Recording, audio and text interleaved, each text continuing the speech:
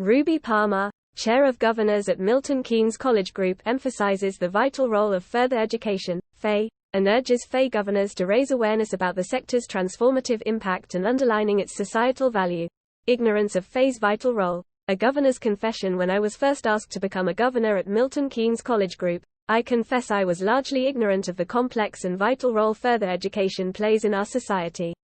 A few years on and now I'm the chair, and I realize my lack of knowledge is almost universal among business leaders, politicians and journalists. We've all heard the phrase, "a place for other people's children," in conversations about the FE sector, and I believe it is that blind spot in the eye of the establishment which represents our greatest obstacle in achieving the success our communities deserve.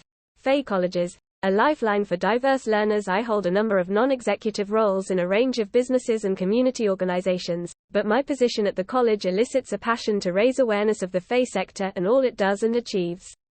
In many ways, I think colleges are the most responsible educational institutions in any area. When I see the lengths the staff go to safeguard learners, to support them in whatever difficult positions life has placed them, to allow them to discover themselves in a safe environment, I feel nothing but pride. I sometimes wonder, if we didn't have such an institution in Milton Keynes, where would all these young, and not so young, people go?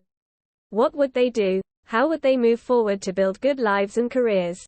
Schools and universities just can't do what we do. How would a school or university react to a learner whose work was suffering because their family could not afford their weekly shopping, or one experiencing digital poverty, or depression, or loneliness? These are issues FE colleges provide support for every day, and we need to shout about it as much as we do about our success with T-levels or apprenticeships. FE offers a lifeline for so many. We provide education in line with our Fairer Futures strategy and are proud that 95% of our learners go on to further study with us or other HE providers, or go straight into employment. I was speaking to a government minister recently about the work of the college, and it was clear they weren't aware of the range of FE's work in the community and of all the other things that go on outside the classroom. They could talk about figures and funding, certainly, but could not, or did not, talk about the pastoral care and signposting, which is a key role FE plays. Highlighting FE's impact. What people with no contact with the sector don't understand is how we do so much for so little.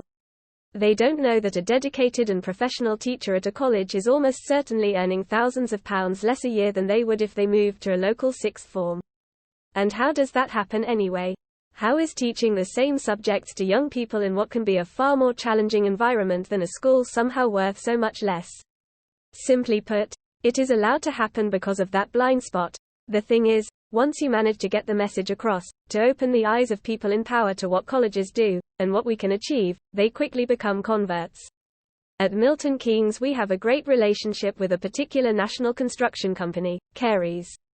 They really get it. They understand the value we bring to the community, and they also appreciate how useful we can be to them in terms of providing that talent pipeline they need. These are the kinds of relationships we governors have to work to develop. We need to preach to the unconverted and make them believers. Things are far from perfect in my city, and we have a lot of people who still don't know enough about us.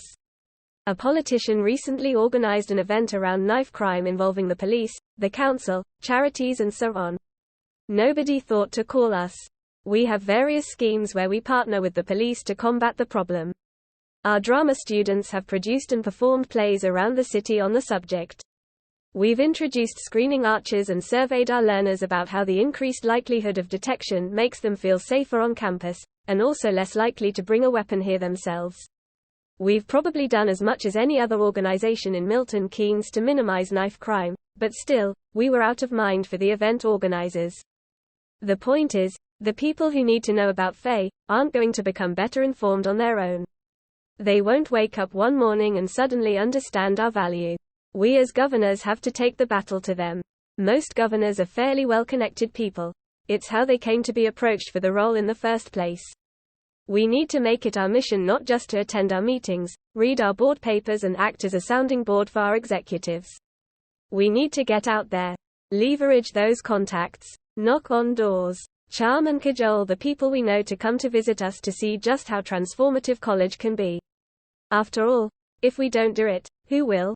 The alternative is for these places we so strongly believe in to remain forevermore, unsung, misunderstood and underfunded. It's our choice. By Ruby Parmar, Chair of Governors at Milton Keynes College Group.